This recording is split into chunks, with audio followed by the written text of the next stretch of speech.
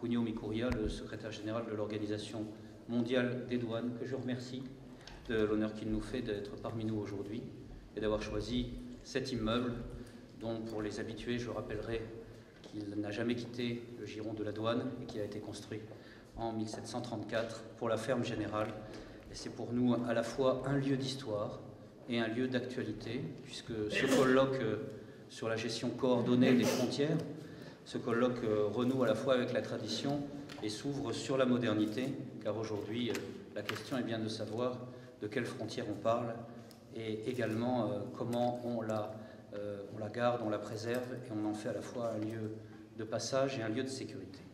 Je remercie vraiment toutes les personnes présentes et je salue la diversité des intervenants que nous avons souhaités, des milieux économiques, le monde militaire, le monde administratif, les collègues et amis de la Directe qui sont présents, mais aussi les représentants de la société Airbus, la Chambre de commerce de Toulouse, que je salue, qui a fait l'effort de venir, l'Union maritime et portuaire, les milieux aériens et maritimes, le président de la Fondation Robert Schuman, que je remercie d'être présent, de même bien sûr que le président du conseil régional.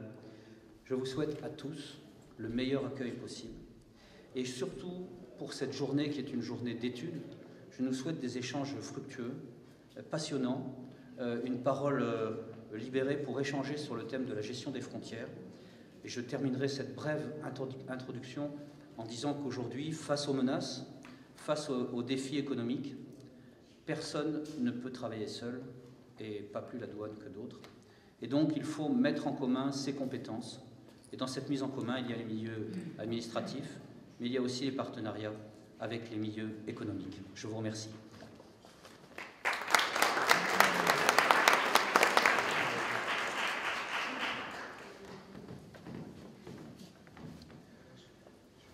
Madame la directrice générale des douanes françaises, chers invités et aussi chers collègues, mesdames, messieurs et mesdemoiselles, c'est vraiment un grand plaisir et honneur pour moi d'être invité à cette conférence dans un lieu vraiment magnifique et exceptionnel, ici à Bordeaux.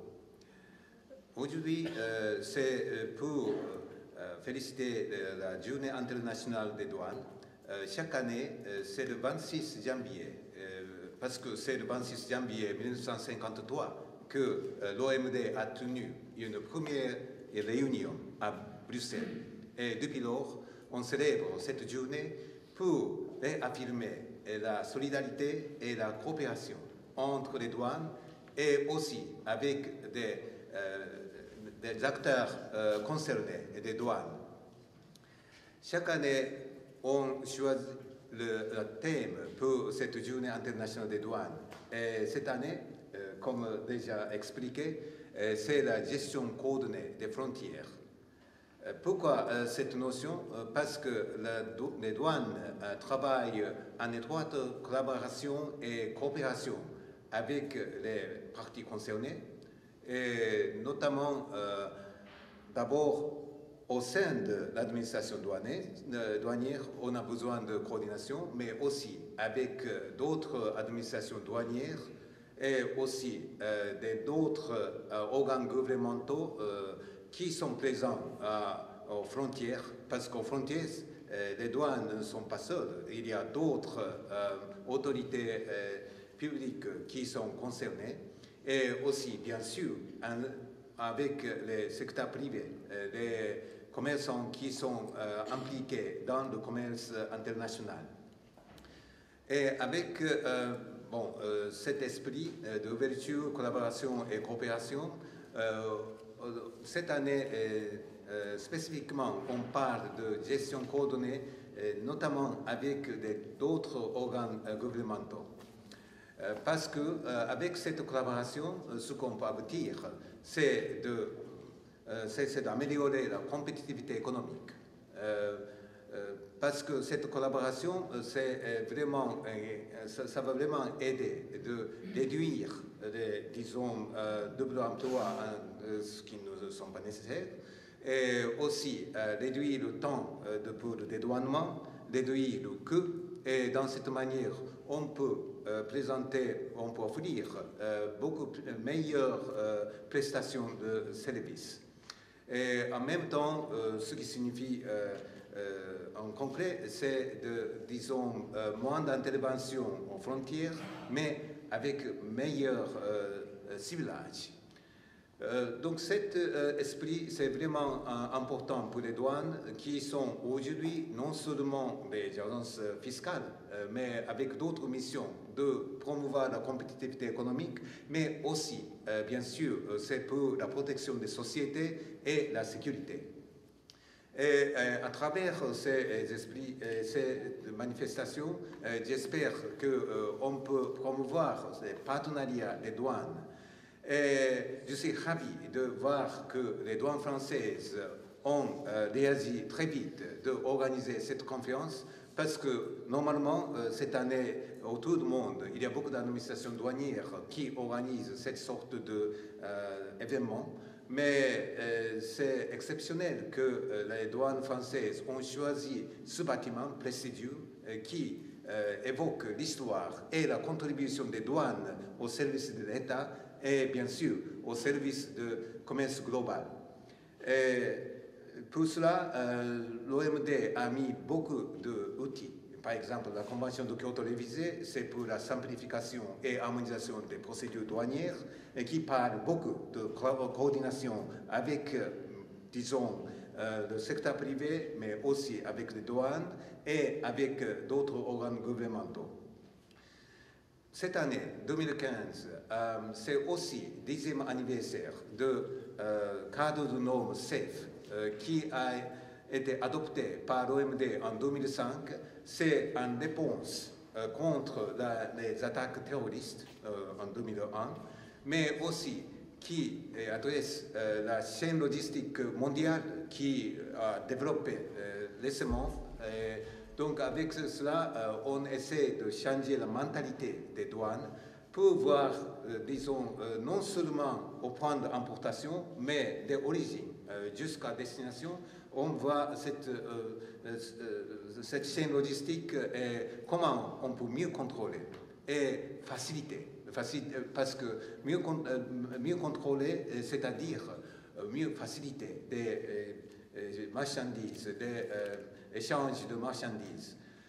Et cette année, c'est un cadre de normes SAFE qui est composé de deux éléments, deux piliers. Le premier pilier, c'est la coopération douane-douane. Le deuxième pilier, c'est la coopération ou le partenariat entre les douanes et le secteur privé.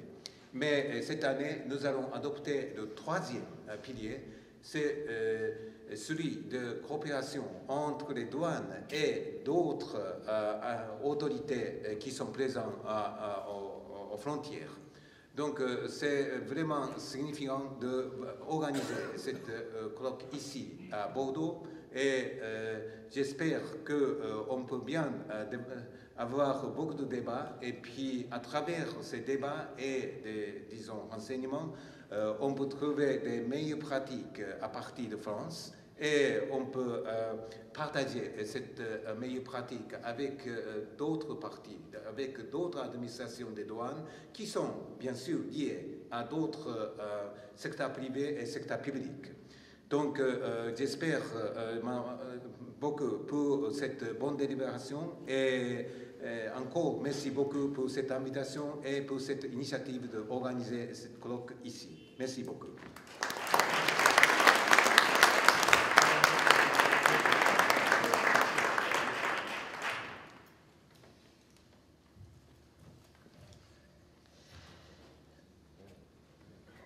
Monsieur le secrétaire général, cher Cugnot, messieurs les présidents, monsieur le préfet, mon général, mesdames et messieurs les magistrats, mesdames et messieurs les chefs d'entreprise ou représentants du monde économique, mesdames et messieurs directeurs, représentants de ces autres administrations, mesdames et messieurs, je suis extrêmement heureuse d'être ici ce matin avec vous pour célébrer en présence de notre secrétaire général de l'OMD, Cugno Mikuria, l'ouverture de cette journée mondiale de la douane consacrée à la gestion coordonnée des frontières.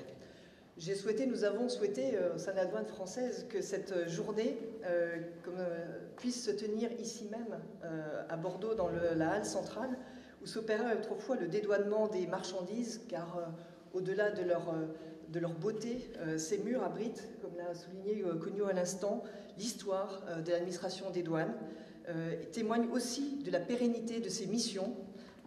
Et ces murs sont, je crois, tout à fait propices, en tout cas nous l'espérons tous, en ouverture de cette journée, à accueillir des échanges sur une démarche d'avenir qui doit réellement orienter notre stratégie.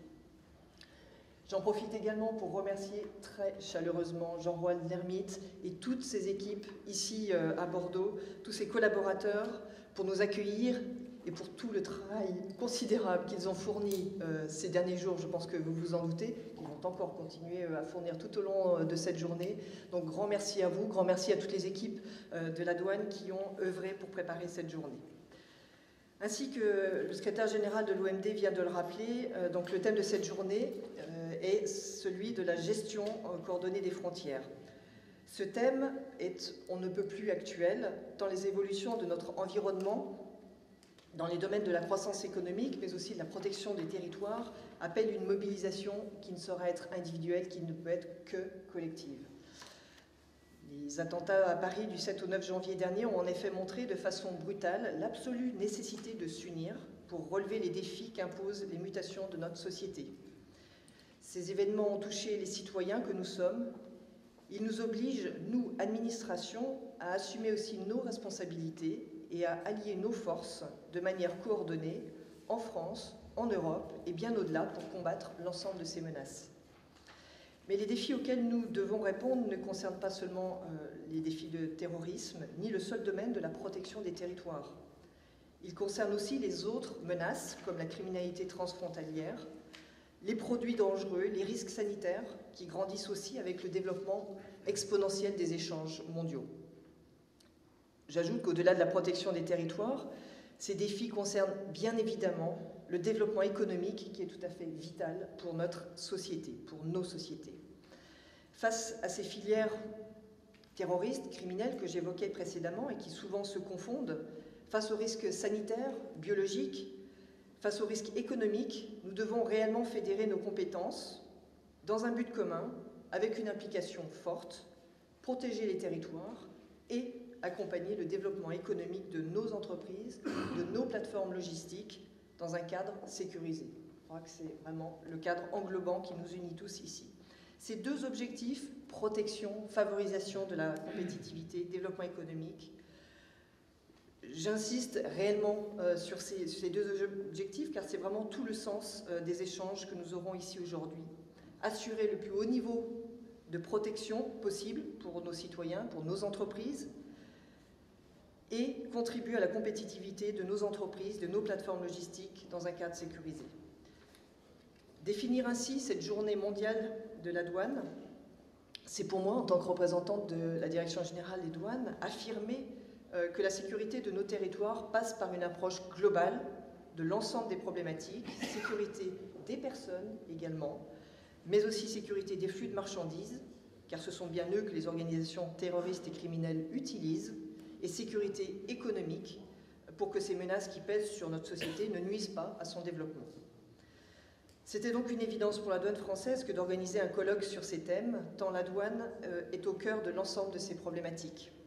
Sa mission de régulation des échanges, c'est-à-dire sa capacité à cibler, au milieu d'un volume considérable, croissant, d'échanges de marchandises et de personnes, ceux qui sont sensibles, ceux qui sont suspects, fait vraiment de la douane un acteur majeur de la sécurité de nos territoires et de leur développement économique. Alors bien sûr, l'action de la douane, je crois que l'a dit Jean-Roald, au cœur de la chaîne logistique, n'est possible que grâce à des partenariats forts. Nous ne sommes pas seuls, loin de là, nous travaillons en collaboration, en partenariat. Et ces partenariats, nous les développons, nous les soutenons, aussi bien avec les acteurs publics que les acteurs privés. À cet égard, Monsieur le Secrétaire général, je dirais que si la gestion coordonnée des frontières est une idée pleine d'avenir, elle est déjà, et depuis longtemps, notre présent au sein de la douane. En effet, la douane soutient, développe des dispositifs qui consistent en une démarche coordonnée des services intervenant aux frontières pour sécuriser l'ensemble des flux de marchandises et de personnes, tout en fluidifiant les échanges licites et en améliorant la performance des opérateurs économiques. Toujours ces deux objectifs. Je peux citer tout d'abord le fait que la douane est impliquée dans la surveillance des frontières extérieures de l'espace communautaire et qu'elle participe au contrôle migratoire des personnes en complémentarité avec les services de la police aux frontières. Et elle concourt à ce titre également aux opérations de l'agence Frontex au niveau européen. C'est à ce titre que la douane contribue, grâce à son dispositif aéronaval, à côté de ses partenaires de la gendarmerie, de la marine nationale, à la lutte contre l'immigration clandestine en Europe et à la criminalité transfrontalière. J'en profite pour saluer les représentants de ces services, la police aux frontières, la gendarmerie, la marine nationale, qui nous font le plaisir et l'honneur d'être ici ce matin et avec lesquels nous entretenons des rapports de partenariat très étroits. En second lieu, je peux également citer le fait que la douane est engagée avec d'autres services, la direction de l'immigration, le ministère des Affaires étrangères, dans la gestion des frontières dites intelligentes. Alors, quand on manie ce genre de concept, ça fait toujours un peu peur. En fait, c'est vraiment tout à fait la gestion moderne de nos frontières sur les personnes. Il s'agit simplement, notamment sur la base d'une initiative européenne, de créer d'ici à 2017 un système d'enregistrement des données, d'enregistrement automatique des entrées-sorties des personnes, afin là aussi d'identifier celles qui dépasseraient la durée autorisée de séjour et la mise en œuvre d'un programme d'enregistrement des voyageurs classés comme non risqués, qui, eux, à contrario, pourront bénéficier d'un passage plus automatique aux frontières. Ce dossier illustre parfaitement la nécessité de travailler ensemble sur des dispositifs complexes, complets, et qui ont évidemment besoin d'être extrêmement sécurisés. La douane travaille également sur d'autres frontières, des nouvelles frontières, celles qui feront un peu l'objet des discussions dans le cadre de la première table ronde. Il y a celle de l'Internet, bien sûr, que l'on peut qualifier de frontière virtuelle. Il y a celle aussi qui se situe bien au-delà, en amont de notre territoire. Il s'agit d'appréhender les flux avant même que ceux-ci ne pénètrent sur notre espace territorial, grâce notamment au dispositif coordonné au niveau européen ICS, Import Control System. Dans ce cadre, les contrôles sont réalisés au moment même du chargement de la marchandise dans le pays de départ. Ce déplacement de la frontière, bien en amont de nos propres frontières géographiques ou même administratives, correspond à une stratégie de bouclier qui nécessite une coordination là aussi extrêmement étroite entre les acteurs du public, les acteurs privés, au niveau national, au niveau international. C'est évidemment aussi tout à fait nécessaire pour déjouer des circuits toujours plus complexes de fraude, et les services douaniers français communiquent ainsi des informations directement exploitables à d'autres services douaniers ou de police à l'étranger, et je dirais et réciproquement, afin d'intercepter des marchandises illicites avant même le passage de nos frontières. D'où l'importance d'avoir une harmonisation des normes pour pouvoir se parler ensemble, et je crois que ce sera aussi un thème extrêmement structurant de notre journée ici. Toutes ces actions, la douane les conduit dans cet objectif de sécurisation des échanges et de soutien au développement économique. À ce titre-là, la reconnaissance des opérateurs économiques fiables est une composante essentielle de cette stratégie. Dans ce cadre, la douane développe des dispositifs, des outils permettant d'auditer les entreprises, de développer une démarche de confiance, de connaissance mutuelle, tant au plan des procédures douanières que des impératifs de sécurité. Travaille à la reconnaissance mutuelle des labels, qui est une forme élaborée de la gestion coordonnée des frontières, puisque une entreprise, un opérateur reconnu comme fiable par l'administration française, par la douane française, peut également bénéficier de facilités et reconnu comme un opérateur fiable par les autres douanes européennes et même au-delà. Grâce à ces dispositifs, la douane sécurise les échanges tout en travaillant à la diminution des temps de passage et à la simplification des procédures. L'ensemble de ces actions montre que la gestion coordonnée est réellement un facteur de compétitivité pour nos entreprises et pour nos plateformes. À ce titre-là, et nous en reparlerons tout à l'heure, la douane travaille notamment pour la mise en place d'un outil nouveau, par exemple la mise en place du guichet unique national, que la douane est chargée de mettre en place en coordination avec rien de moins que 15 autres administrations, là je suis au niveau national, de manière à offrir aux opérateurs un portail unique de traitement de l'ensemble des formalités douanières ou non douanières qui sont nécessaires pour des marchandises particulières qui sont soumises à des surveillances sanitaires ou à des formalités d'ordre public dès lors qu'elles sont importées ou exportées. Donc ce portail qui est en train d'être développé, qui commence à fonctionner, participe pleinement de la mise en place d'outils coordonnés de cette gestion des frontières. Sur les flux de personnes également, la douane œuvre, avec une absence de modestie, je dirais aussi en première ligne, avec un dispositif dont on a beaucoup parlé ces derniers jours, la mise en place du dossier du PNR, Passenger Name Record, puisque c'est effectivement la douane qui, au niveau national, a porté de manière précurseur le dossier pour qu'il soit ensuite mis en œuvre dans un cadre interministériel, mais qui sera dans un avenir proche, accueilli à Roissy dans les locaux de la douane, qui fonctionnera de manière interservice, interministérielle. Donc si la douane reste un acteur de référence de la frontière, elle s'appuie sur une coopération approfondie. Je pense qu'aujourd'hui, nous aurons encore beaucoup d'autres exemples. Le but étant d'élaborer des solutions collectives de gestion de nos frontières. L'ensemble de ces dispositifs passe par une coopération approfondie entre nos administrations nationales, européennes, avec des partenaires privés, des transporteurs aux chargeurs, en passant par les autorités portuaires, aéroportuaires. Nous devons vraiment continuer à travailler en réseau, à rapprocher nos outils, à fluidifier nos flux d'informations. L'administration de la douane croit aussi en la coopération internationale, puisque environ 80 douaniers évoluent à l'étranger dans de nombreux pays, auprès de nombreuses organisations internationales, auprès de l'OMD notamment, bien sûr, pour échanger, enrichir, traiter des informations avec les pays ou les organisations partenaires. Enfin, la douane française est aussi 5e contributeur de l'OMD et je crois qu'elle essaye de jouer depuis déjà de nombreuses années un rôle moteur au sein de cette organisation mondiale dans le rapprochement de l'ensemble des acteurs de la chaîne logistique en initiant des socles communs, en encourageant la conclusion de partenariats. Il s'agit vraiment pour nous de promouvoir le rôle de catalyseur des échanges économiques et du commerce mondial que la fonction douanière permet et doit permettre de faire. C'est vraiment l'ensemble de ces défis que nous allons évoquer ici aujourd'hui autour donc, de 3 tables rondes, 2 ce matin et 1 cet après-midi.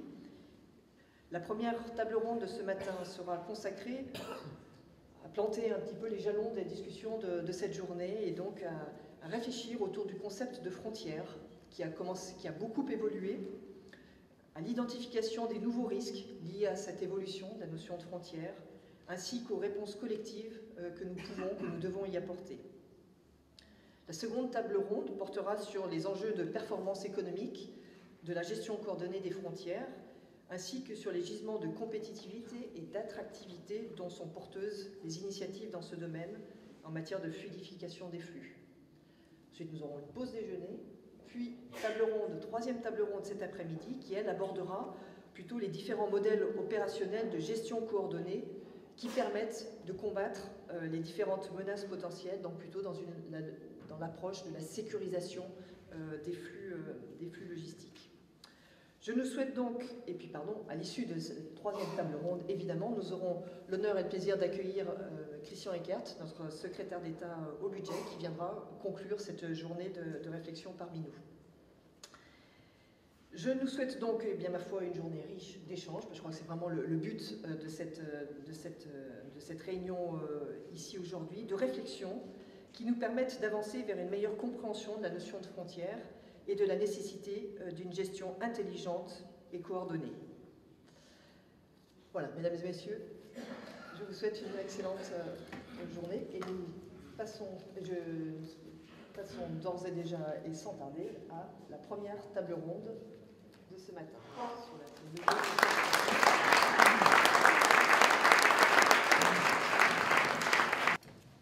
Très bien, donc nous allons commencer cette première table ronde.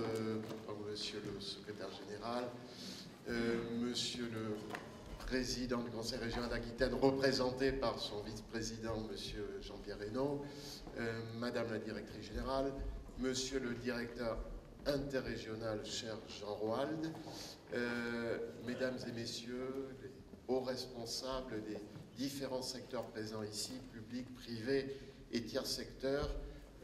Donc je vais introduire et présenter cette première table ronde avec Monsieur le secrétaire général de l'Organisation mondiale des douanes, Monsieur Jean-Pierre Reynaud, vice-président du Conseil régional d'Aquitaine, qui représente toute l'Aquitaine, mais en particulier la Dordogne, au-delà de la Dordogne, les autres départements, et puis Monsieur Jean-François Dutheil, chef de la délégation aux affaires internationales de la douane française.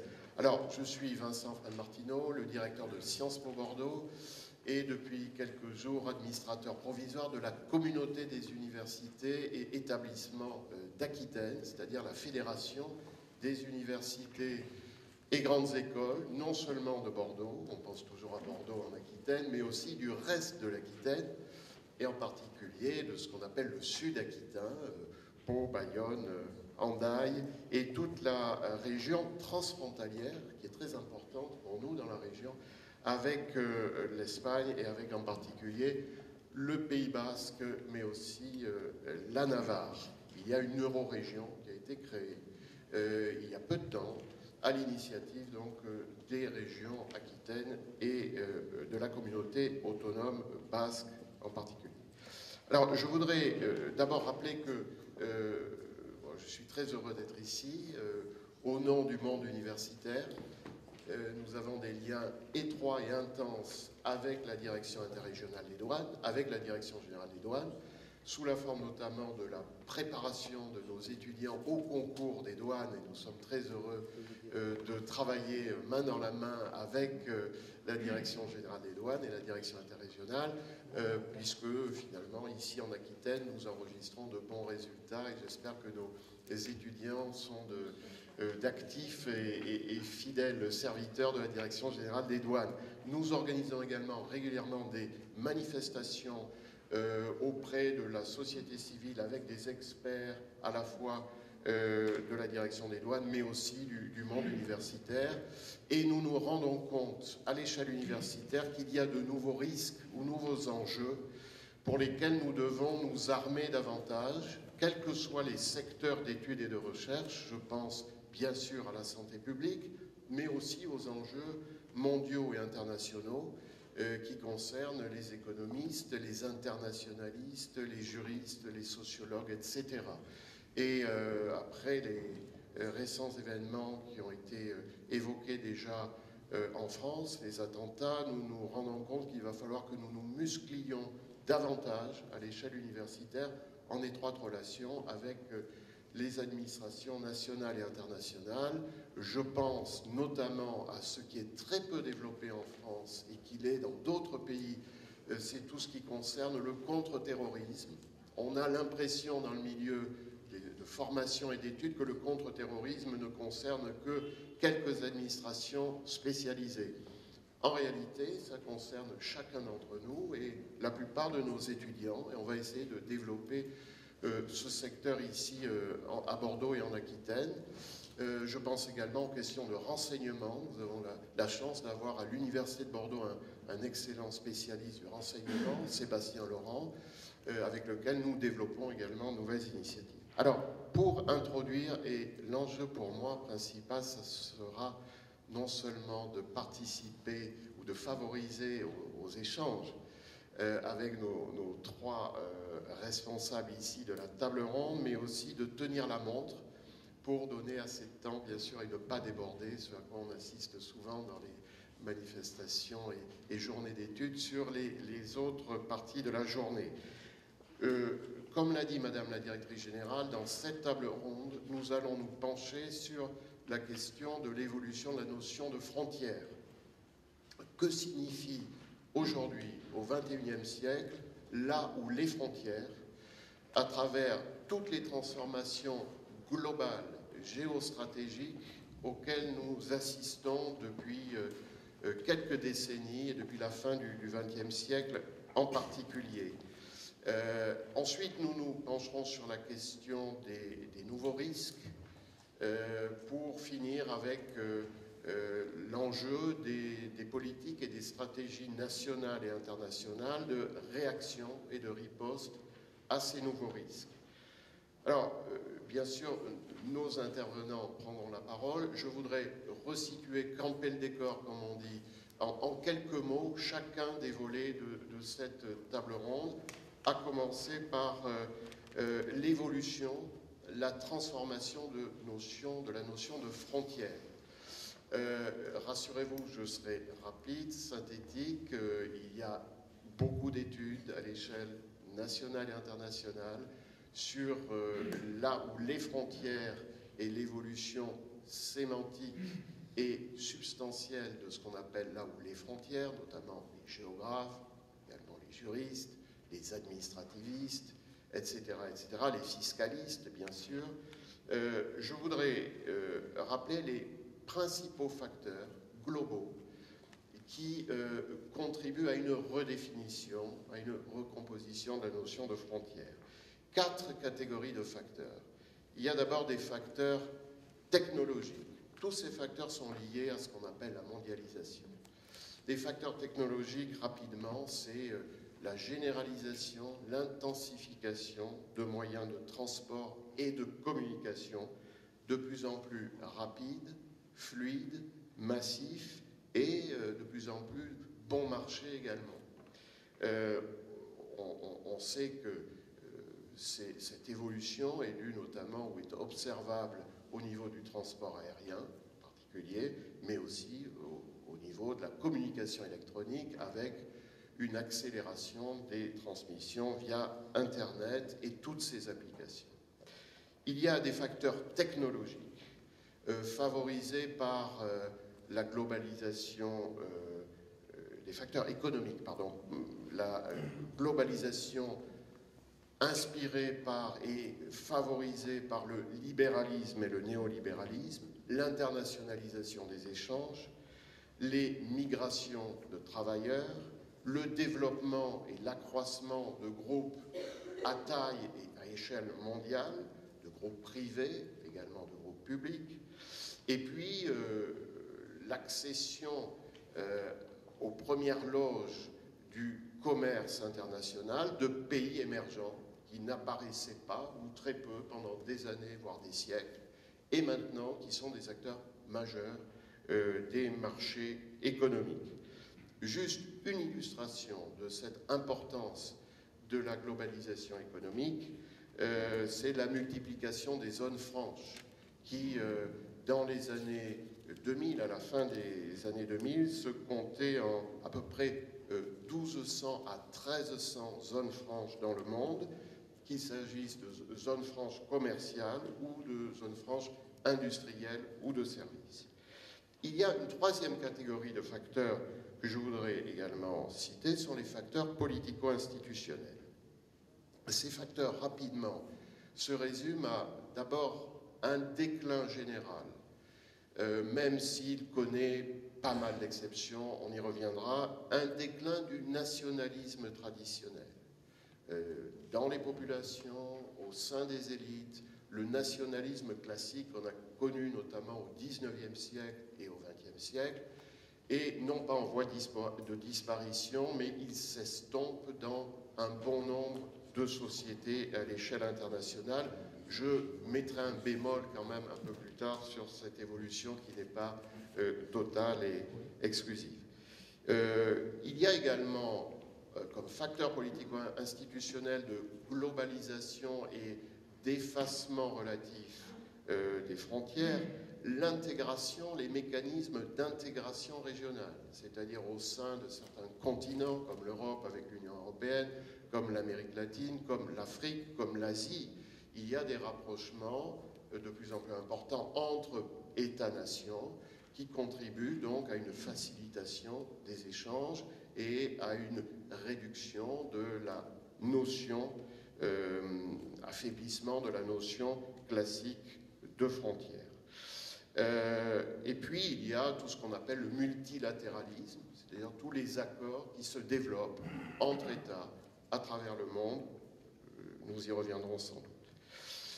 Dernière catégorie de facteurs qui expliquent cette transformation de la notion de frontière des facteurs culturels. Les facteurs culturels, j'en citerai quelques illustrations. D'abord, l'élévation du niveau d'instruction globalement dans le monde. Niveau d'instruction qui conduit les individus à concevoir leur espace de moins en moins limité par un cadre national classique, mais de plus en plus ouvert à des échanges culturels mondiaux et globaux. C'est ce qu'on appelle le village global, d'une certaine manière. On l'appelle aussi la world culture, ou la world cuisine aussi. Enfin, tous ces mouvements de mondialisation que nous connaissons et qui sont de plus en plus ancrés et en développement à l'échelle culturelle. Un exemple que j'ai naturellement en tête, puisque je connais bien ce monde, c'est le monde universitaire et cette mobilité en augmentation et en accroissement phénoménal des étudiants et des universitaires également dans le monde. Je dirais que Erasmus ou Erasmus+, le programme phare un petit peu de mobilité de l'Union européenne, dans l'esprit des étudiants est déjà dépassé par une vision totalement ouverte de leur monde d'études, d'expérimentation et d'insertion professionnelle. Voilà donc les 4 facteurs que je voulais mentionner, qui conduisent bien sûr à une évolution des frontières classiques, qu'on peut appeler les frontières barrières, à des frontières virtuelles. L'expression est utilisée maintenant régulièrement, c'est-à-dire que les contrôles, ça a été déjà évoqué, classiques, se déplacent en amont de la frontière traditionnelle, en créant et en favorisant une sorte de réseau mondial des plateformes de surveillance, ports, aéroports, points de passage terrestres. La pratique de la frontière virtuelle se développe à vitesse grand V et se concrétise par de plus en plus d'accords techniques, administratifs, de coopération ou d'échanges de renseignements entre États. Monsieur le secrétaire général l'a rappelé tout à l'heure, après les attentats du 11 septembre 2001, il y a eu une réaction rapide via l'adoption de ce qu'on appelle l'International Ship and Port Security, ISPS, le Code international pour la sûreté des navires et des installations portuaires. Et les États-Unis, depuis, s'autorisent à refuser dans leur port l'entrée dans leur port des navires qui seraient de provenance de ports où le code ISPS ne serait pas bien appliqué ou pas suffisamment appliqué. C'en est une illustration. Voilà, très rapidement, en quelques mots, de manière très réductrice, et je vous prie de m'en excuser, une entrée en matière de cette notion sur la notion de frontière et sa transformation rapide. J'aimerais maintenant poser une ou deux questions à M. Mikouria, et notamment lui demander comment il conçoit et il interprète les défis au XXIe siècle de la gestion des frontières à l'échelle mondiale dans ce qu'on appelle le village global. Merci beaucoup. Je suis très content d'être modéré par Monsieur le directeur de Sciences Po Bordeaux, qui envoie beaucoup de futurs cadres de douane. Et c'est vrai que l'environnement dans lequel les douanes opèrent a changé rapidement. Et ce que nous avons besoin d'avoir des personnels des douanes qui comprennent bien quels sont les changements et qui peuvent agir, qui peuvent gérer ce changement. Donc c'est pour cela que je suis ravi d'être avec vous. Et vous avez évoqué 4 points de changement et c'est ce que nous percevons aussi. D'abord, c'est la technologie. Et la technologie dans le commerce, il y a, disons, dans le domaine de transport, commerce et communication, il y a beaucoup d'évolution technologique. Donc, dans la même manière, la douane peut avoir cette technologie, pour maîtriser cette technologie, et surtout dans le domaine de communication et informatique. Donc, dans notre membre, j'ai des membres de 179, mais presque tous ont bien informatisé leur dédouanement. C'est ce premier point. Et puis, deuxièmement, vous avez parlé de changement de politique. Oui, je suis tout à fait d'accord. Parce que les gouvernements souhaitent de saisir cette opportunité qui est fournie par la technologie. Donc, ils ont changé et c'est plutôt, disons, à partir de protection, c'est plutôt vers l'ouverture et puis l'ouverture de commerce, notamment. Donc, comment la douane doit changer cette mentalité? C'est nécessaire. Et ensuite, vous avez aussi évoqué cette intégration régionale. Et quand il s'agit d'intégration régionale, c'est normalement, ce sont des douanes qui poussent, qui sont des moteurs. Vous savez, cette construction d'espaces communautaires en Europe, ce sont des douanes qui ont vraiment été des moteurs. Et puis, dans d'autres régions, soit en Asie, Afrique et d'autres, je toujours mettre un accent sur le rôle des douanes, parce que ce sont des douanes qui, avec cette facilitation d'échange, on peut contribuer à construire cette intégration régionale. De ce fait, par exemple, quand on voit aujourd'hui, quel est le mode de commerce, c'est plutôt la chaîne logistique mondiale qui a été construite. C'est-à-dire, avec cet appui technologique et appui politique, on a bien construit cette production globale, le système de production globale. Et disons qu'en ce moment, 55% des commerces, ce sont des commerces de produits intermédiaires. Ce n'est pas des produits finis. Donc, c'est-à-dire qu'on a créé ce réseau de production et puis, bien sûr, consommation également. Et quand on voit l'Europe, plus de 3/4 de commerce, c'est entre communautés, entre Europe. Mais ce n'est pas seulement un phénomène en Europe, mais aussi, quand on va en Asie, presque 50% de leur commerce, c'est entre commerce, entre Asie. C'est-à-dire qu'on a développé le réseau de production et puis de plus en plus de consommation également, avec la création de, disons, classe moyenne. Et cela indique que ce qui est nécessaire, c'est vraiment la procédure efficace aux frontières. Et c'est pour cela que les douanes éprouvent beaucoup plus de cette mentalité de pas de barrière, mais plutôt promouvoir la compétitivité économique. Ça c'est le changement de mentalité. Et puis, le quatrièmement, vous avez évoqué de l'échange culturel. Mais l'échange culturel, ça c'est aussi suscite beaucoup de mouvements de personnes, passagères. Et puisque la douane se situe aux frontières, donc on peut bien voir les passagers sont sans disque. C'est-à-dire des passagers apportent eux-mêmes, mais aussi des, disons, marchandises illicites et dangereuses. Donc, cette sorte de, disons, comment contrôler les passagers sont devenus aussi très importants pour la douane. Mais venons un peu, la douane, quelle est la fonction de douane aux frontières? C'est au XVIe siècle, au XVIIe siècle, quand ce bâtiment était vraiment utilisé, c'est toujours le même. Quand les marchandises arrivent, les marchandises sont toujours accompagnées de données commerciales. Et les douanes analysent les données commerciales. Est-ce que c'est nécessaire et décider de degré d'intervention?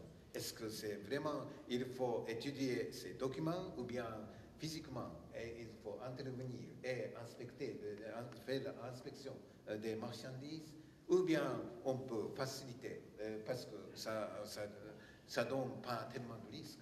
Donc, c'est la gestion de risque basée sur cette information que les douanes doivent recevoir à l'entrée de marchandises. C'est très important. Mais avec cette technologie. Aujourd'hui, avec cette, disons, la chaîne logistique mondiale, on peut avoir accès à cette information ou des données commerciales anticipées, c'est-à-dire préalablement de l'arrivée des marchandises.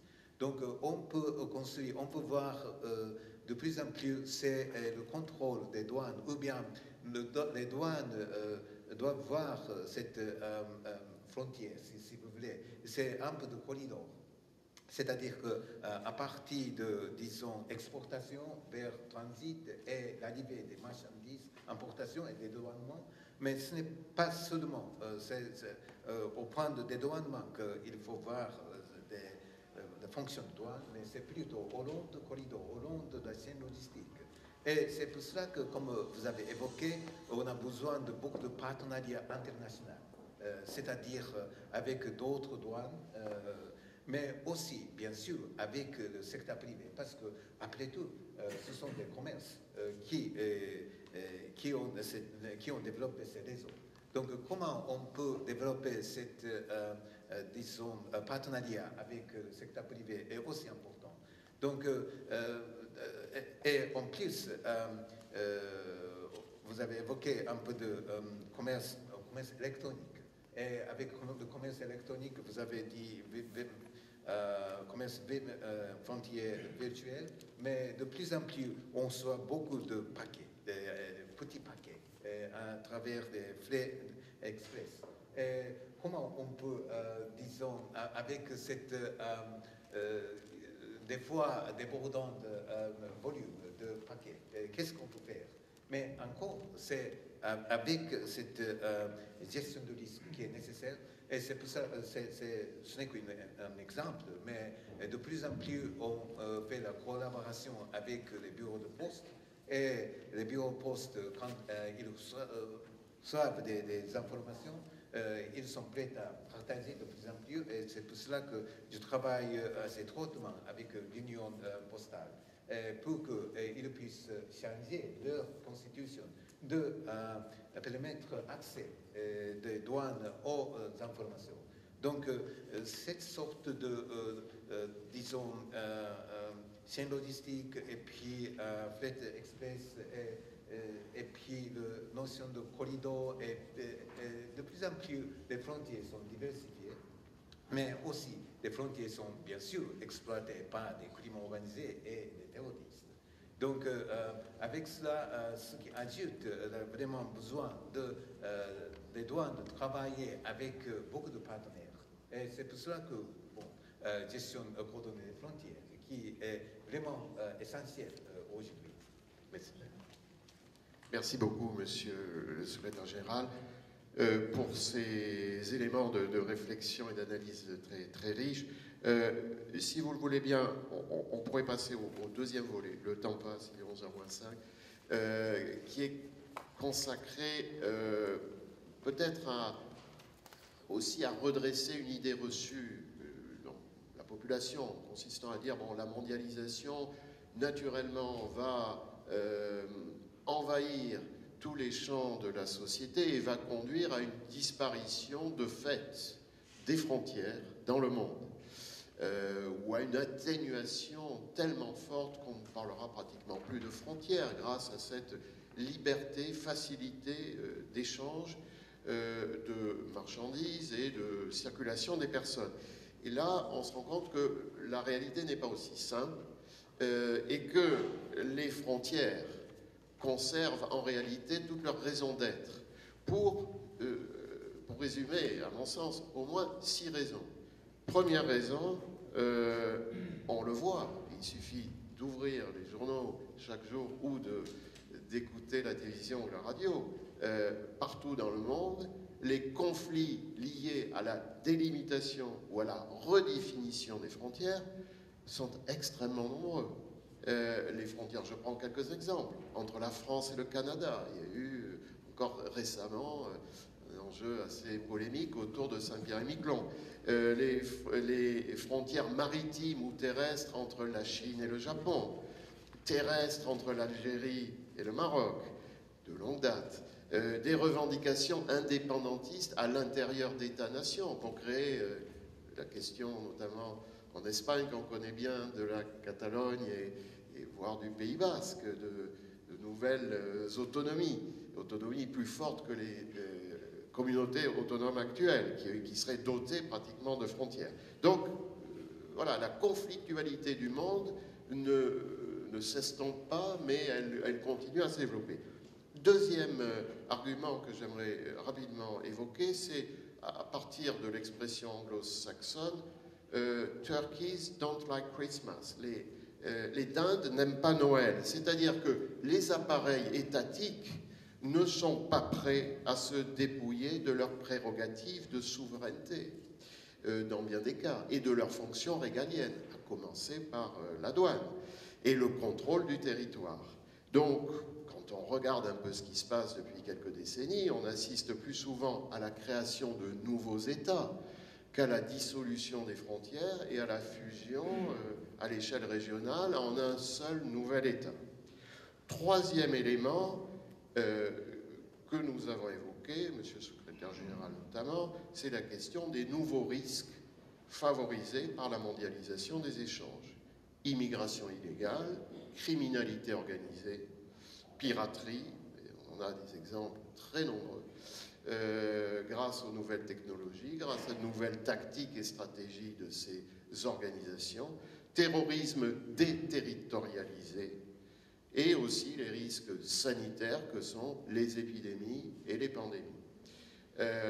Donc, à la suite d'événements, je reprends l'exemple du 11 septembre 2001, il y a eu des réactions, et notamment aux États-Unis, une sanctuarisation du territoire américain derrière les frontières étatiques.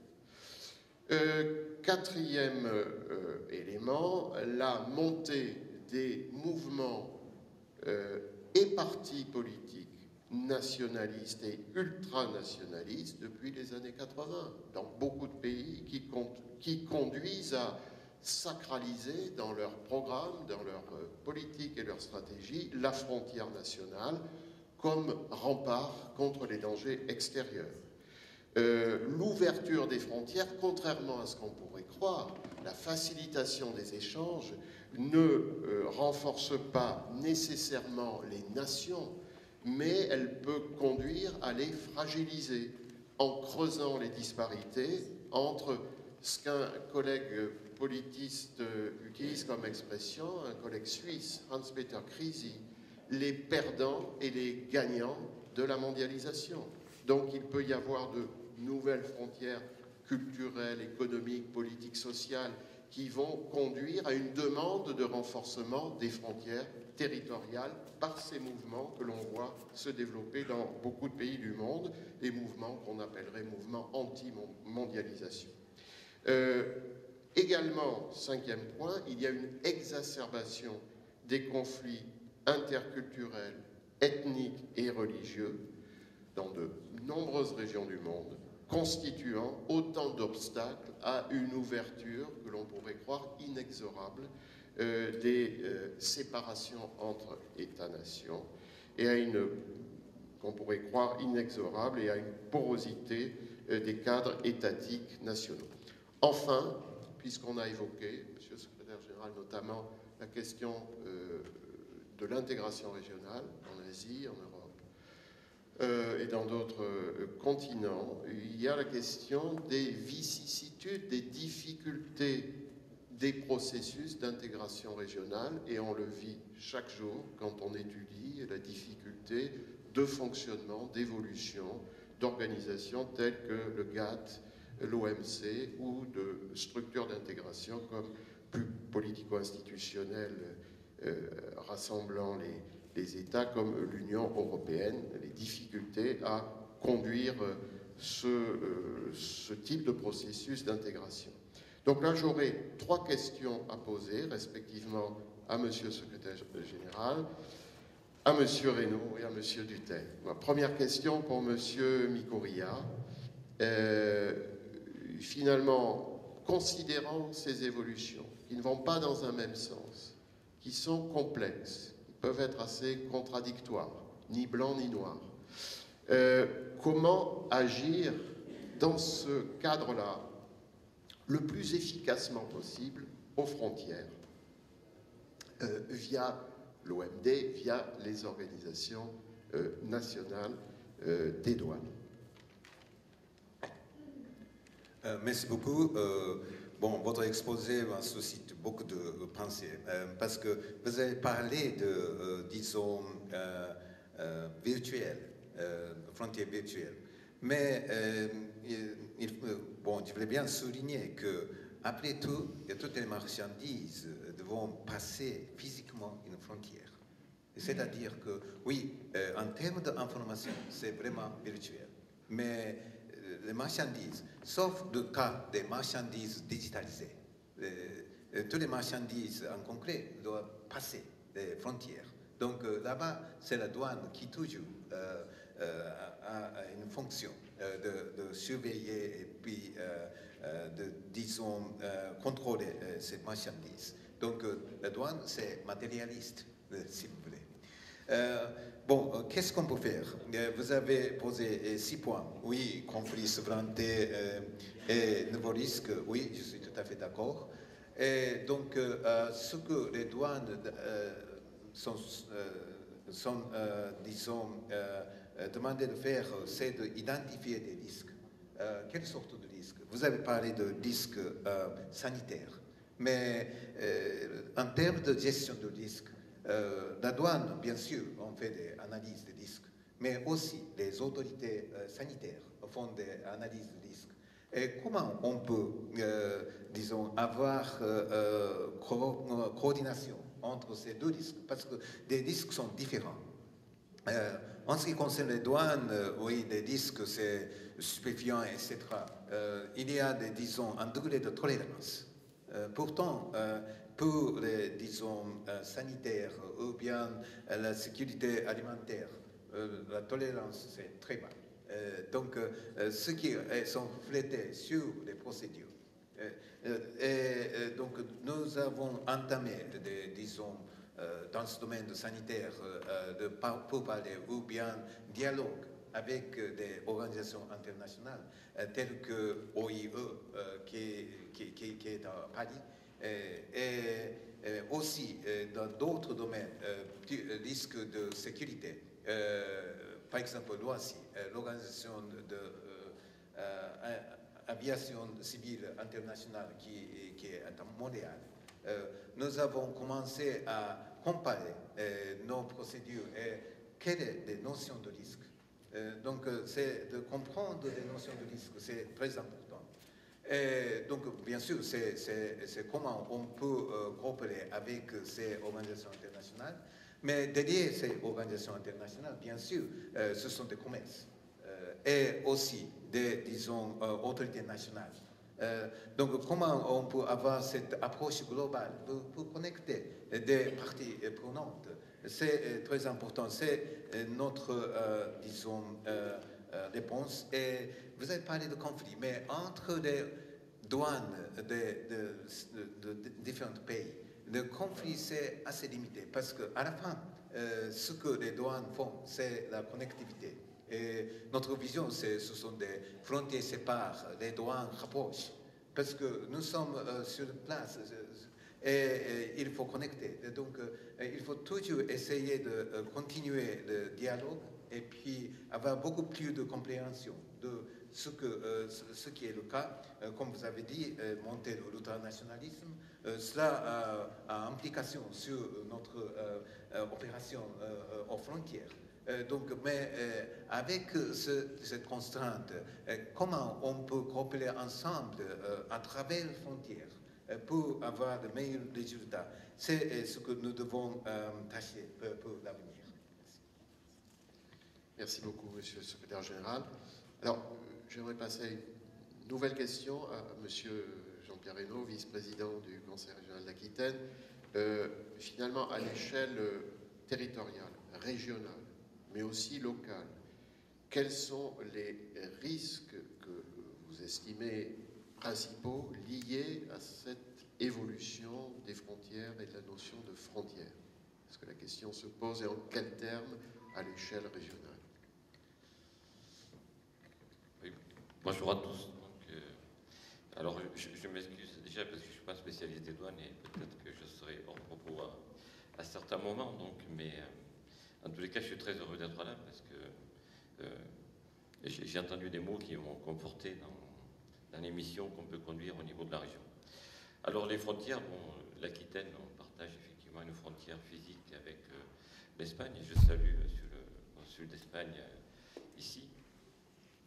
Voilà, donc alors on a essayé de le faire déverrouiller en créant l'interrégion avec nos amis de Scadi, donc, où on développe des actions culturelles et économiques avec la région de Scadi. On le fait aussi, on a une grande frontière maritime qui va s'allonger, donc, parce que même si c'est avec le monde, là, donc c'est quelque chose qui va être ouvert. Donc on est en train de faire sauter des frontières avec nos régions voisines, qui étaient très virtuelles, mais qui sont culturelles et qu'il doit falloir qu'on puisse intégrer.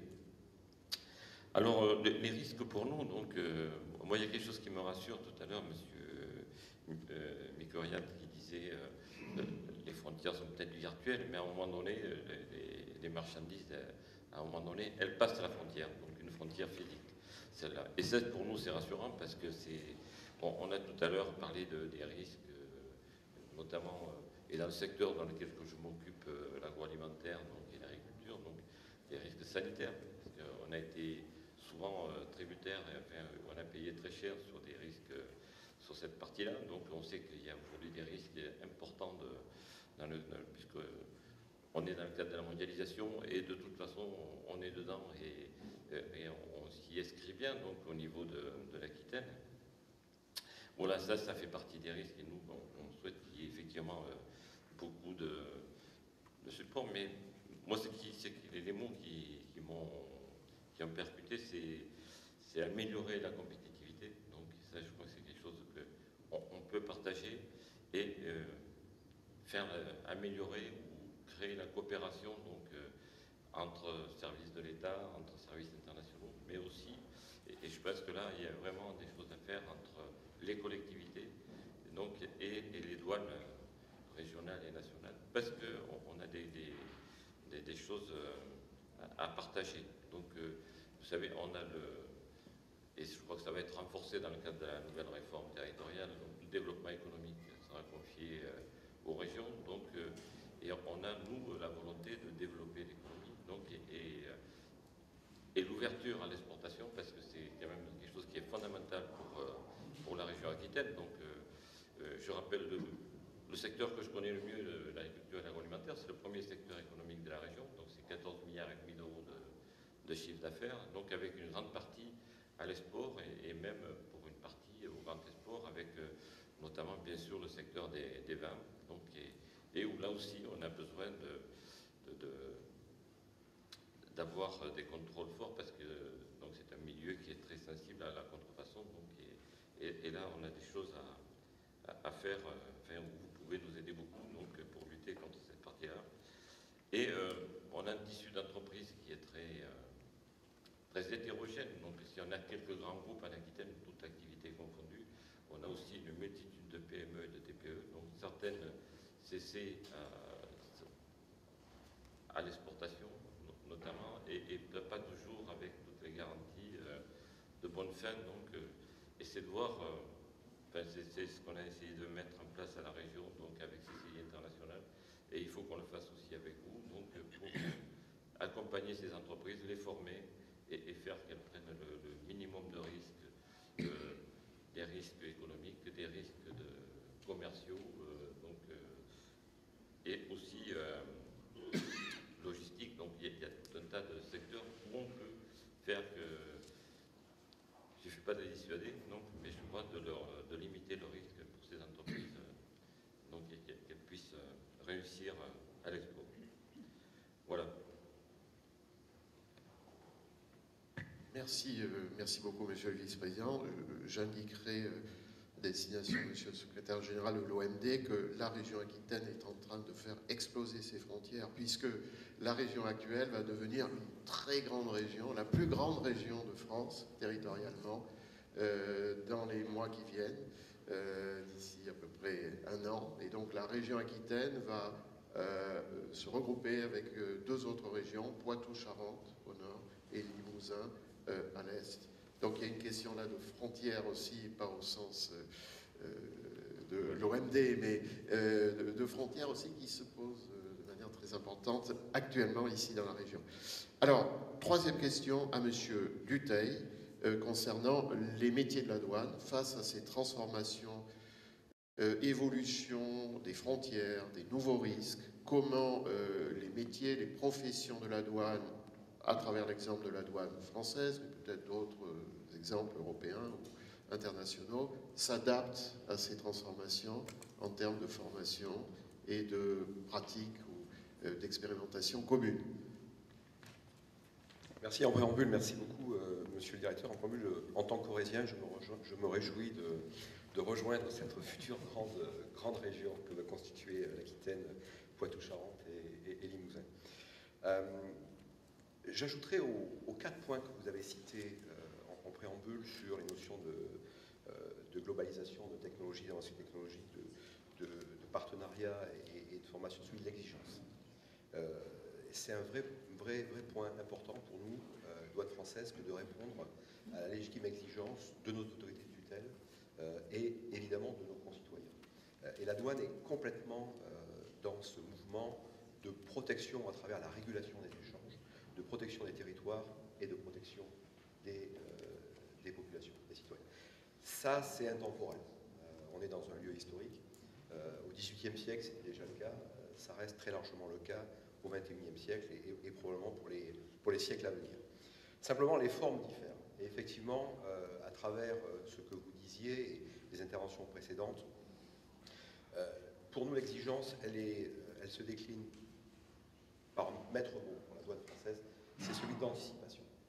Il faut que, et c'est ce que nous essayons de faire, que la douane soit constamment en anticipation sur à la fois les opportunités et les menaces. Vous l'avez indiqué, le monde moderne, c'est un monde d'opportunités, croissance économique, explosion des échanges. Juste pour vous donner une idée, plus de 600 millions de containers qui sont sur l'eau chaque année, plus de 30 millions de déclarations en douane. On a l'aéroport de Roissy qui traite plus de 60 millions de passagers, Roissy, Orly plus de près de 30 millions. Donc on voit bien que le phénomène de massification et de globalisation change considérablement la donne, avec globalement des effectifs qui sont constants. Sous le Second Empire, il y avait 20 000 douaniers, on a 17 000 aujourd'hui. Donc on reste sur un même niveau de capacité. Évidemment, au Second Empire, la contrefaçon, les risques émergents, technologiques, sanitaires, n'existaient moins, en tout cas n'avaient pas la même importance qu'ils ne l'ont actuellement. Et pour autant, nous devons être en capacité de répondre à ces risques-là. Alors certes, la dinde n'aime pas Noël, et puisqu'on est dans le sud-ouest, je pourrais dire les oies et les canards non plus, mais c'est quand même ce qui se passe. C'est quand même ce qui se passe, c'est qu'on a un phénomène à la fois de régionalisation à travers le monde et de prise en compte commune de ce qu'est le métier des douanes. Et si je dois juste prendre un exemple, c'est indiquer qu'on a un livre blanc 2013 qui est le livre blanc de la défense et de la sécurité nationale, qui liste un certain nombre de menaces et qui liste un certain nombre de priorités. Dans ces priorités, il y a l'anticipation, je l'ai cité. Mais dans des régions comme l'Afrique, par exemple, la fonction douanière et fiscale, c'est une fonction primordiale. C'est plus de 50% des ressources. C'est un vrai instrument de stabilisation des États. Ça veut dire que lorsque nous faisons de la coopération internationale, et puisque nous parlons des frontières, pour nous les frontières, c'est partout. C'est effectivement les frontières géographiques, c'est les frontières de l'Union européenne, mais c'est aussi les frontières maritimes, c'est les frontières dans les eaux internationales, puisque nous pouvons intervenir dans les eaux internationales, et c'est les frontières, évidemment, à l'extérieur, au sein des pays, au sein de nos partenaires commerciaux et de nos partenaires douaniers. Et ça modifie considérablement notre manière de faire. Ça l'a modifié dans la façon dont nous appréhendions les échanges, nous étions en capacité de traiter les échanges et de les réguler. Évidemment, en termes de stratégie douanière, comment nous positionnons nos équipes et nos priorités, notamment à l'international, priorité sur les métiers, priorité sur les régions, évidemment sous l'égide de l'Organisation mondiale des douanes, avec l'ensemble des programmes qui sont développés par l'Organisation mondiale des douanes en termes de renforcement des capacités. Et puis, au niveau national, c'est aussi la prise en compte d'une exigence, c'est l'exigence de qualité, de performance de nos personnels. Et ça, pour répondre aux défis des frontières, il faut que nous ayons des agents qui soient très au fait des nouvelles technologies. On parlait il y a quelques années de ça, de polyvalence. Je dirais que la polyvalence, ça reste effectivement un élément intéressant, mais on voit bien que nos métiers sont de plus en plus techniques. Le métier de douanier au XVIIIe siècle, c'était de traiter des marchandises.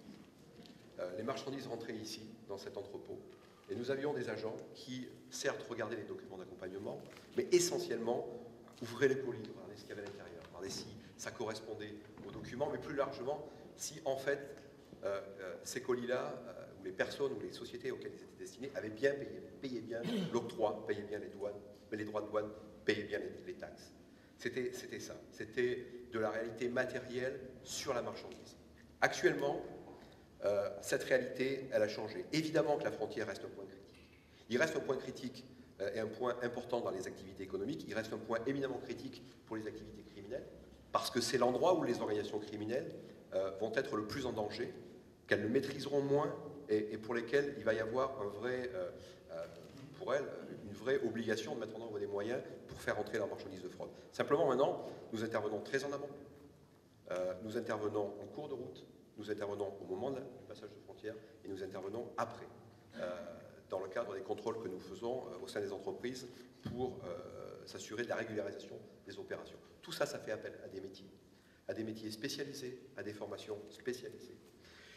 Et ça fait appel à des formations spécialisées, à des métiers spécialisés qui ne sont pas exercés hors sol ou en tout cas de manière très cloisonnée, mais avec des partenariats, vous l'avez cité, des partenariats avec le secteur privé, des partenariats avec au sein de la sphère interministérielle avec nos camarades du ministère de l'Intérieur, du ministère de la Défense, d'autres ministères en charge, on a parlé des vétérinaires ou des services phytosanitaires, et aussi, troisième point, la dimension internationale avec nos partenaires internationaux, pour partager nos expériences, pour promouvoir nos bonnes pratiques, et pour essayer de réfléchir ensemble à ce que peut être l'efficience de la douane dans un monde justement globalisé et potentiellement très dangereux. Très bien, merci beaucoup. Alors maintenant, on va entrer dans le vif du sujet de cette journée mondiale, c'est-à-dire la GCF, la gestion coordonnée des frontières. On y vient tout naturellement après cette entrée en matière ou contextualisation. La GCF, alors moi je ne suis pas du tout spécialisé de la douane, mais d'après ce que je comprends, vise à apporter des solutions à ce que les économistes appellent les externalités, c'est-à-dire les effets d'un certain nombre de mesures ou de réalités dans un territoire donné qui traversent les frontières de ce territoire et qui peuvent impacter, comme on dit, d'autres territoires. Donc comment gérer les externalités, c'est l'idée de la GCF.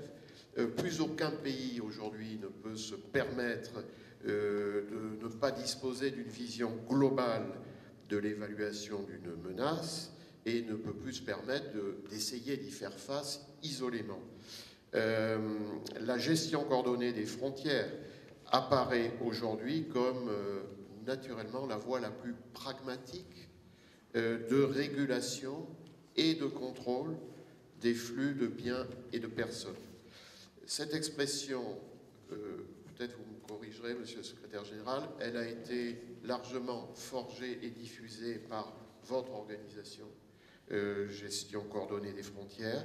Elle est légèrement différente, si je ne me trompe, de celle qui est peut-être assez couramment utilisée en Europe, la gestion intégrée des frontières, qui est utilisée à l'échelle de l'Union européenne et qui concerne plus particulièrement le contrôle des personnes, me semble. La GCF est plus globale, donc elle concerne les deux volets, fluidification des flux de marchandises et puis sécurisation également du contrôle des personnes. Et c'est un outil, globalement, qui permet de fédérer et d'unir les compétences. Par exemple, à travers des technologies partagées du renseignement. L'enjeu principal en Europe, c'est de concilier donc liberté du commerce et puis contrôle plus sécuritaire des flux. Je renvoie pour ceux qui s'intéressent de près à cette notion de gestion coordonnée des frontières à l'excellent site de la Direction générale des douanes, et vous trouverez en première page un article de Stéphane Aniszewski qui détaille un petit peu cette notion et l'évolution et les différentes réalités que recouvre ce concept de gestion coordonnée des frontières. Il y a une question qui se pose, pour ouvrir un petit peu le débat, c'est celle du niveau différent d'accession à ces pratiques de coordination selon les régions du monde.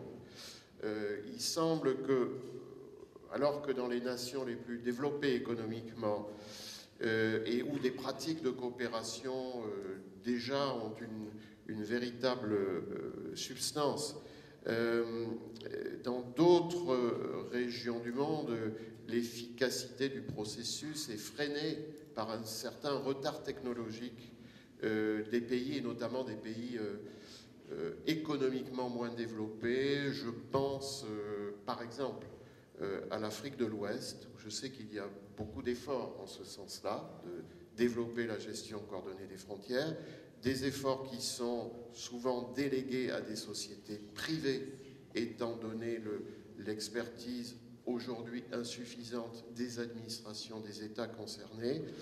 Mais il y a des questions qui se posent sur l'efficacité de ce processus de gestion coordonnée des frontières.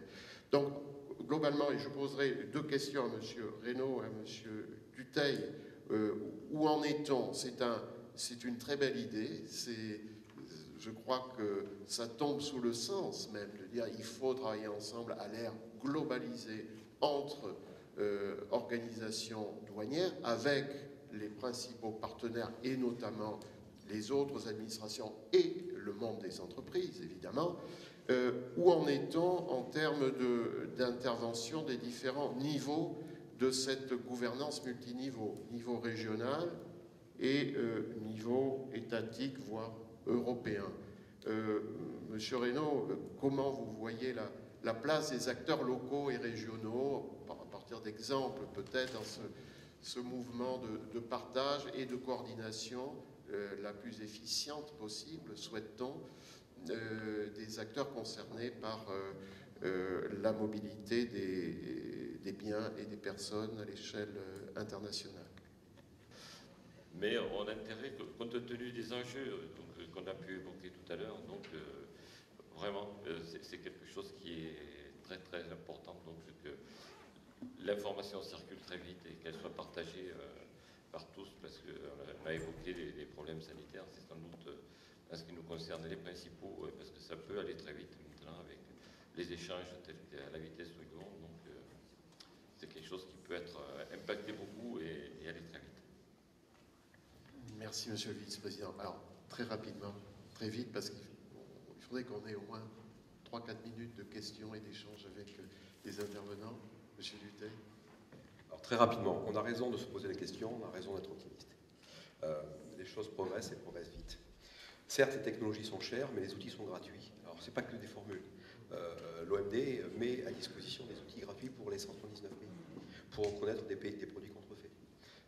L'OMD travaille avec l'Organisation des Nations Unies contre le crime et le trafic de stupéfiants, et met en place des programmes de renforcement des capacités et des opérations concrètes.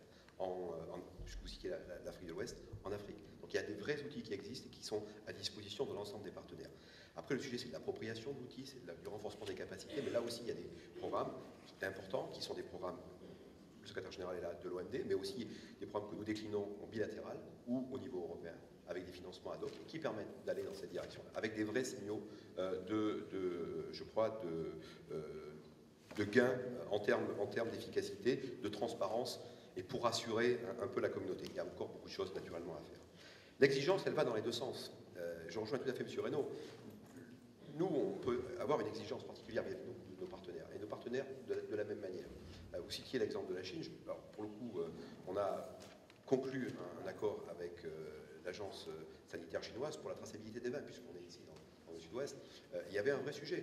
Il y avait un vrai sujet en Chine, puisque les vins de Bordeaux sont copiés, avec évidemment autre chose que du Cabernet Sauvignon et du Merlot à l'intérieur, et un vrai débat sur la qualité sanitaire des produits. Et donc, comment instaurer une traçabilité?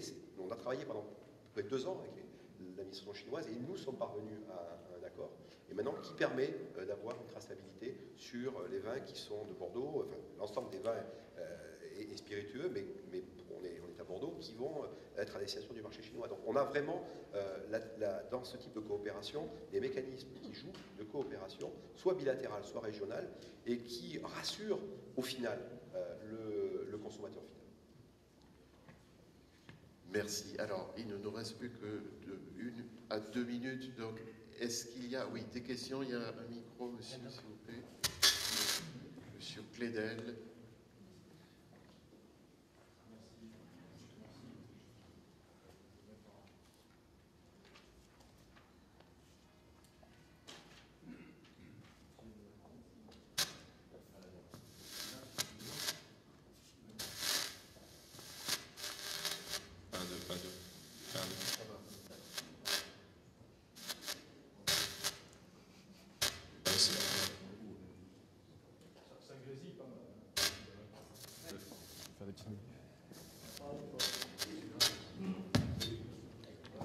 Ça y est, ça fonctionne. Il fallait une petite action mécanique pour qu'il fonctionne. Jean-François Clédel, je suis le président du MEDEF Gironde et je représente d'une certaine façon le monde économique. Donc, sur la question des frontières, finalement, une question que je me posais était relative d'une part à l'égalité devant l'impôt, finalement, des citoyens qui sont dans une région ou des acteurs économiques d'une région. Égalité devant l'impôt, alors on le voit, les marchandises, elles sont bien l'objet de contrôle au passage des frontières, mais qu'en est-il des flux d'activités ou des activités de services et des flux financiers? Ça, c'est la première question. Comment faire finalement pour aboutir à cette égalité des habitants d'une région devant l'impôt? Et la deuxième question concernait, dans la définition des frontières, la mesure de l'efficacité des politiques économiques d'une région. M. Reynaud est là, par exemple. Comment mesurer cette efficacité de ces politiques décidées si l'on n'est pas capable de connaître avec précision le PIB, par exemple, de la région dans laquelle on évolue? S'agissant des douanes, on sait souvent que la mesure de l'exportation se fait sur le port, par exemple, à partir duquel la marchandise est exportée. Or, elle a franchi la frontière régionale, par exemple, à un moment donné. Voilà. Alors donc, une question multiple, peut-être complexe, qui rejoint peut-être le sujet de la table ronde à venir. Y a-t-il peut-être une autre question? Ouais, on pourrait répondre aux différentes questions. Non, pas à ce stade. Très bien. Donc, il y a là deux questions importantes de M. Clédel. Est-ce que M. le secrétaire général voulait intervenir? Monsieur, dans la deuxième question, mesurer l'efficacité, c'est très important. Donc, mesurer la performance, et notamment en ce qui concerne le dédouanement ou bien l'échange de commerce. Ce qu'on fait, c'est l'OMD met en disposition des manières de mesurer le temps nécessaire pour le dédouanement. Parce que pour le dédouanement, il faut réduire le temps, mais il y a beaucoup de parties prenantes qui sont là. Quand on fait cette étude d'étape à étape, normalement, c'est de part des douanes, c'est moins de 30%. C'est plutôt d'autres organes gouvernementaux qui posent des problèmes, ou bien les prestataires de services qui faillissent à fournir des informations nécessaires pour que les douanes fassent l'analyse de risque. Donc, ce que je propose à tous les pays, c'est de faire cette étude de temps nécessaire pour le dédouanement, et puis pour chaque partie prenante, on développe un plan d'action. Comment améliorer? Et en ensemble, on peut améliorer la compétitivité économique de Aquitaine ou ailleurs de Port. Donc, c'est ce que toujours je propose.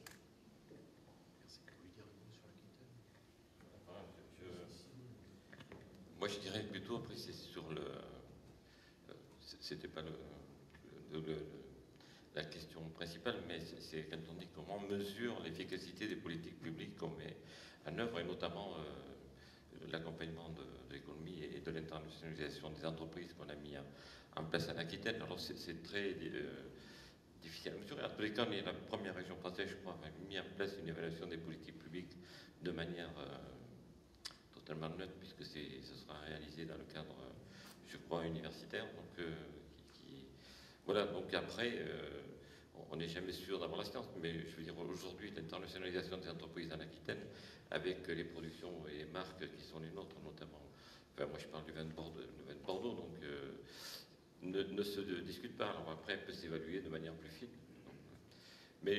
Parce que justement, on avait une session extraordinaire la semaine dernière, donc, ou non, cette semaine, lundi, donc sur la régionalisation et l'élargissement. Donc on a des économistes qui nous ont fait une présentation sur le PIB par habitant. Donc, effectivement, bon, l'Aquitaine se trouve être celle de la région qui dégage le plus fort PIB par habitant, donc des trois régions. Mais je crois qu'il faut relativiser beaucoup cette chose-là, parce que c'est un élément de mesure, mais ce n'est pas le seul, donc, qui doit être pris en compte pour évaluer la richesse d'un territoire. Merci beaucoup. Alors, M. Reynaud, sur peut-être la question des flux, notamment des flux financiers. Alors, la réponse en deux temps. Premier, sur les flux financiers, oui, on n'a pas effectivement parlé de marchandises, mais on s'entend tous les flux. Je veux dire, la douane est présente sur le contrôle des flux, y compris même de personnes, on le verra cet après-midi dans la troisième table ronde, mais c'est oui, on a un vrai contrôle des flux financiers.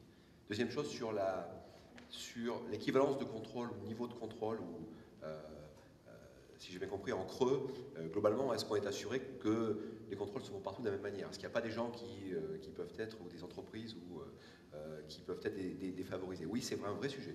C'est un vrai sujet sur lequel nous travaillons tous les jours, notamment au sein de l'Union européenne, enfin, au sein de la Commission et de la Direction générale Taxe Sud, taxation et union douanière, pour qu'on ait un niveau équivalent. Que la réponse douanière, quel que soit le niveau de réponse, aussi bien dans la facilitation que dans le contrôle même des opérations, soit identique sur l'ensemble des 28 pays de l'Union européenne, pour qu'il n'y ait pas ce phénomène de distorsion qui puisse encourager soit les détournements de trafic, soit d'autres opérations qui mettraient en difficulté nos propres opérateurs, soit nos plateformes logistiques, soit nos sociétés. La France, en tout cas la douane française, parle assez fort sur ces sujets au sein de l'Union européenne. J'imagine que c'est peut-être quelque chose qui sera évoqué dans la table ronde suivante sur la compétitivité, mais on est très très vigilant à ce que ce niveau de contrôle, ou en tout cas la réponse douanière, soit harmonisée au sein des 28. Très bien. Alors, une dernière question. Je suis tout à fait désolé pour Alain Ribet qui anime la table ronde qui suit, parce qu'on a déjà 7 minutes de retard. Et bon, une question. Une réponse. Oui, Jean-Michel Tiguet, je suis adjoint à la directrice générale des douanes. Il y avait une deuxième question en fait dans la question du MEDEF, c'est une question sur les statistiques. Alors effectivement, les statistiques, c'est un outil important de politique économique pour l'État, pour la région, puisque la région, c'est quand même le lieu qui a été déterminé comme étant le bon niveau d'accompagnement des entreprises à l'international. Et évidemment, les statistiques, notamment les statistiques douanières, mais il n'y a pas que les statistiques de la douane, sont importantes évidemment pour finalement savoir ce qui se passe dans sa région et animer quelque part l'activité des entreprises à l'international. Alors, simplement en réponse à votre interrogation, deux, trois petites remarques. Les statistiques douanières, on ne peut pas leur faire dire ce qu'elles ne mesurent pas. Donc effectivement, elles mesurent des flux qui sont, à partir de déclarations qui sont déposées à un bureau. Et dans une volonté de simplification de la charge des entreprises, il y a un certain nombre de statistiques qui étaient auparavant reprises d'informations qui étaient reprises sur la déclaration en douane, qui ne le sont plus, notamment sur le transport à l'intérieur du territoire. Ce qui fait qu'aujourd'hui, on ne sait plus exactement d'où vient la marchandise. Donc on a du coup une difficulté à établir une carte qui soit précise, très précise. On a une carte des bureaux de dédouanement, on n'a pas forcément une carte de la production du lieu où a été fabriquée la marchandise. Donc là, on a quand même un petit biais. Après, d'une manière plus générale, je veux simplement attirer votre attention sur le fait qu'en matière statistique, on a un choix à faire. Alors ce choix, il est cornélien, c'est un choix entre finalement la précision de l'outil statistique. Et à ce moment-là, je vais vous demander, moi douane, mais pas simplement la douane, la Banque de France et ainsi de suite, tous les organes qui collectent de la statistique pour différents buts. Je vais vous demander à ce moment-là de me fournir des statistiques, des informations. Donc ça a un coût. Hein.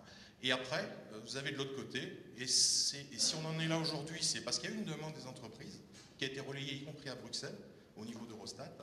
Ça a été d'alléger la charge statistique des entreprises. Et aujourd'hui, les règlements communautaires, parce qu'on dépend d'eux pour les déclarations douanières, en fait, il y a toute une série d'opérations pour les entreprises qui passent en dessous d'un seuil statistique qui est de plus en plus haut chaque année, en fait, enfin pas chaque année, mais en tout cas de manière régulière, il est rehaussé.